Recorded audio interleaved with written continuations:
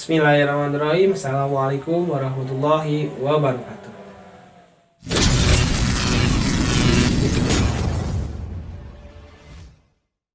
Oke, bertemu lagi di channel saya.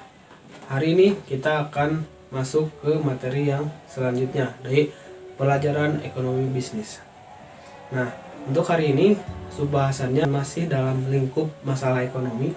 Cuman untuk subbahasannya kita persempit, di mana materi yang akan kita bahas ialah tentang scarcity atau kelangkaan.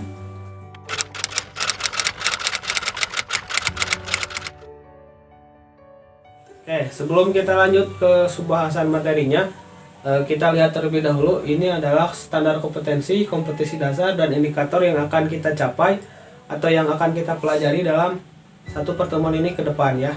Bisa dilihat dan bisa kalian baca sendiri. Oke, langsung saja. Setelah kita melihat indikator standar kompetensi dan kompetensi dasarnya, langsung saja kita simak baik-baik penjelasan dari materi scarcity atau kelangkaan. Oke, bismillahirrahmanirrahim. Assalamualaikum warahmatullahi wabarakatuh. Bertemu lagi di mata pelajaran saya hari ini, di mata pelajaran ekonomi bisnis, di mana pada hari ini materi yang akan kita bahas ialah masih dalam ruang lingkup masalah pokok ekonomi. Nah, materi hari ini ialah tentang kelangkaan atau scarcity. Nah, ini standar kompetensi dari materi yang akan kita bahas hari ini. Bisa kalian baca sendiri. Selanjutnya ini untuk kompetensi dasar ya dari materi yang akan kita bahas hari ini. Silakan kalian bisa baca sendiri ataupun dipahami. Yang selanjutnya adalah indikator-indikator dari materi yang akan kita pelajari hari ini. Yang pertama yaitu mendeskripsikan pengertian kelangkaan. Yang kedua yaitu mengidentifikasi faktor-faktor penyebab kelangkaan. Dan yang terakhir ialah mengidentifikasi pengalokasian sumber daya yang mendatangkan pemanfaatan bagi rakyat banyak. Oke, kita masuk ke dalam materi pokok pada pertemuan hari ini, di mana materi yang akan kita bahas tentang kelangkaan. Di mana kelangkaan ekonomi adalah salah satu masalah ekonomi yang paling mendasar yang kita hadapi setiap hari. Kelangkaan adalah istilah yang sering digunakan dalam ekonomi untuk merujuk pada kesenjangan antara permintaan dan penawaran akan sumber daya. Nah, dalam artian kelangkaan adalah kondisi di mana manusia memiliki sumber daya ekonomi yang terbatas, sedangkan kebutuhan yang harus dipenuhinya tidak terbatas. Oke, kita flashback ke materi yang sebelumnya, di mana dalam masalah pokok ekonomi terdapat 3 pandangan tentang masalah tersebut. Nah, dari ketiga pandangan tersebut ada salah satu pandangan yang menyebutkan bahwa masalah ekonomi itu terjadi karena kebutuhan manusia yang tidak terbatas serta alat untuk pemenuhan kebutuhannya sangat terbatas, di mana ini sangat penting untuk kita perhatikan. Nah, ketika kebutuhan-kebutuhan manusia itu sangat tidaklah terbatas, akan bertambah dari waktu ke waktu, ini tidak diimbangi dengan ketersediaan sumber daya yang ada, sehingga ini akan menyebabkan sebuah kelangkaan. Misalkan saya kasih contoh bahan bakar atau BBM ya. Kita sering atau kita pernah mendengar atau mengalami kita sulit untuk mencari BBM, terutama premium pada saat ini. Nah, kenapa itu bisa terjadi? Itu disebabkan karena kebutuhan manusia akan premium khususnya sangat tidak terbatas. Ya, sangat banyak, dari waktu ke waktu sangat banyak. Namun, ini tidak diimbangi dengan persediaan premium yang ada. Jadi ini menyebabkan kelangkaan yang pada akhirnya masyarakat itu secara terpaksa ataupun mau tidak mau dialihkan ke barang substitusi lainnya, diantaranya ada Pertamax ataupun Pertalite. Nah, itu untuk kasus di BBM yang saat ini mungkin saya pribadi mengalaminya, mungkin kalian juga mengalaminya saat ini. Oke, kita lanjut ke faktor-faktor yang mempengaruhi kelangkaan. Nah, untuk faktor-faktor yang mempengaruhi kelangkaan ini terbagi dalam 7. Yang pertama adalah ketersediaan sumber daya. Nah, tadi kita bahas tentang BBM dan premium, di mana premium atau BBM pada saat ini sangatlah terbatas persediaannya, sehingga ini menyebabkan kelangkaan karena kebutuhan masyarakat akan bahan bakar itu sangatlah tidak terbatas dan dari waktu ke waktu itu sangat bertambah ya. Yang selanjutnya yaitu pertumbuhan atau penambahan jumlah penduduk. Oke, jelas ya. Ketika jumlah penduduk ini semakin bertambah, maka manusia di muka bumi itu ikut bertambah. Sedangkan ini tidak diimbangi dengan ketersediaan sumber daya yang ada, sehingga kebutuhan manusia yang sangat banyak tidak bisa diimbangi oleh ketersediaan sumber daya yang ada di muka bumi ini, sehingga akan menyebabkan sebuah kelangkaan. Oke, yang selanjutnya itu adalah keterbatasan kemampuan produksi. Oke, dalam poin ini kelangkaan disebabkan oleh kemampuan seseorang atau kemampuan manusia dalam memproduksi mempunyai keterbatasan. Saya kasih contoh di musim pandemi ini kita membutuhkan sekali yang namanya masker tentunya ya. Kalau dalam normal seseorang dapat menghasilkan masker 1 kodi dalam 1 hari misalkan ya. Pada kegiatan normal atau di hari-hari normal itu sangat mencukupi bagi kebutuhan masker yang saat itu. Namun di masa sekarang ketika semua orang diwajibkan untuk memakai masker, sedangkan kemampuan atau pengrajin dari masker hanya mampu memproduksi maksimal kalau biasa 1 kodi, 2 kodi dalam 1 hari, sedangkan kebutuhan masker per hari itu lebih dari itu, maka itu akan terjadi yang namanya kelangkaan ya. Nah, itu poin dari nomor 3, keterbatasan kemampuan produksi. Yang selanjutnya ada faktor yang menyebabkan kelangkaan, diantaranya adalah bencana alam.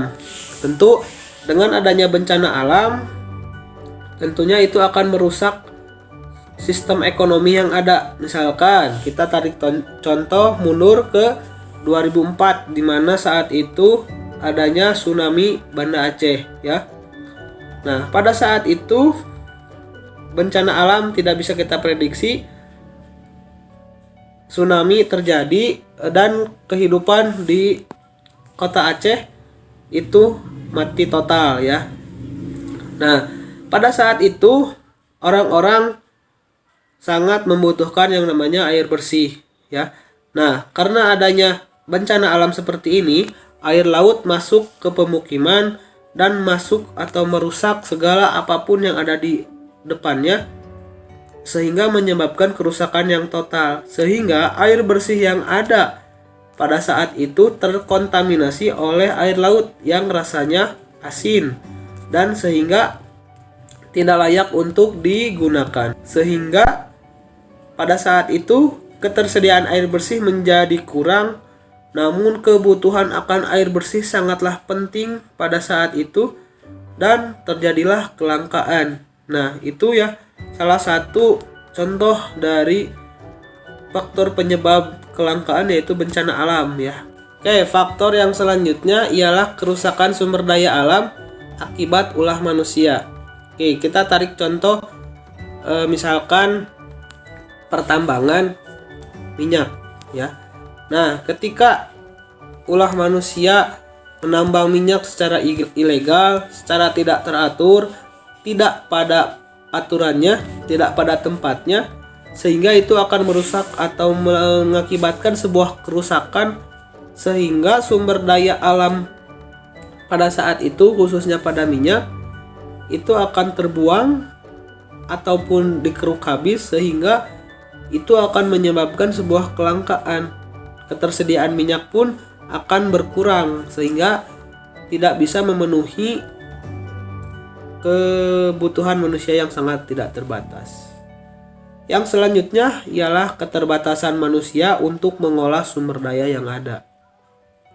Nah, Karena kebutuhan manusia yang sangat tidak terbatas ini dan sumber daya alam yang terbatas, saat ini seseorang atau manusia dituntut untuk bisa mengolah sumber daya yang ada sehingga kebutuhan yang mereka butuhkan itu bisa terpenuhi. Namun ketika seseorang tidak mampu atau mempunyai keterbatasan dalam mengolah sumber daya yang ada, maka kelangkaan akan terjadi karena ya pribadinya ataupun kita tidak bisa atau mempunyai keterbatasan dalam mengolah sumber daya yang ada. Yang selanjutnya adalah peningkatan kebutuhan manusia yang cepat dibandingkan dengan kemampuan penyediaan sarana kebutuhan. Jelas ketika manusia dari waktu ke waktu itu kebutuhannya bukanlah berkurang tapi cenderung bertambah ya. Dari waktu ke waktu kebutuhan manusia akan bertambah dan akan terus bertambah sehingga kebutuhan manusia akan sangatlah banyak, sangat tidak terbatas. Ini tidak diimbangi kemampuan penyediaan sarana untuk pemenuhan kebutuhan tersebut. Oke, yang selanjutnya, kelangkaan sumber daya. Dalam ilmu ekonomi, sumber daya terdiri dari 4. Pertama adalah sumber daya alam, sumber daya modal, sumber daya manusia, sumber daya kewirausahaan atau entrepreneurship. Oke, untuk tugas kalian, silahkan kalian cari pengertian ataupun penjelasan mengenai 4 poin ini ya, tentang sumber daya alam, sumber daya manusia, sumber daya modal, dan sumber daya kewirausahaan. Coba kalian searching ataupun kalian baca buku, kalau punya buku, kalian tuliskan di buku catatan kalian masing-masing pengertian atau penjelasan dari keempat poin ini. Oke, selanjutnya ada studi kasus yang harus kalian pecahkan dan kalian jelaskan menurut pandangan kalian masing-masing. Coba kalian tuangkan dalam tulisan dan kalian tulis di buku kalian masing-masing. Nah, studi kasusnya adalah sebagian orang berpikir bahwa ketika seseorang memiliki kekayaan yang luar biasa melimpah, dia dapat memuaskan semua kebutuhannya dan tidak akan menghadapi yang namanya kelangkaan. Apapun dapat dia beli, apapun dapat dia miliki. Benarkah demikian? Dapatkah seorang milioner atau miliarder mengalami sebuah kelangkaan? Coba jelaskan menurut pandangan kalian masing-masing. Nah, terima kasih. Oke, itu saja yang bisa saya sampaikan mengenai pertemuan hari ini. Jangan lupa untuk tugasnya kalian catat di buku masing-masing dan berikan pengertian menurut kalian masing-masing. Don't text books, oke? Jangan kemana-mana, tetap nantikan materi-materi selanjutnya di channel ini. Billahi taufiq wal hidayah. Assalamualaikum warahmatullahi wabarakatuh.